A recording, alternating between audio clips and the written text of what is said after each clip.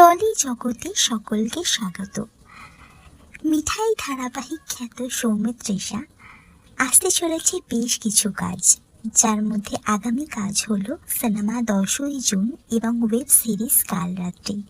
এবং সৌমিত্রিষাকে দেখা গেছে এসকে মুভিজের পার্টিতে, এবং এই পার্টিতে তাকে একসাথে দেখা গেছে সাকিব খানের সাথে।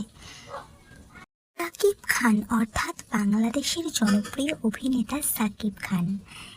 এর আগেও বেশ কিছু বাংলা সিনেমাতে কাজ করেছেন সাকিব খান, এবং তার মধ্যে বেশ কিছু সিনেমা এসকে মুভিজের অধীনে।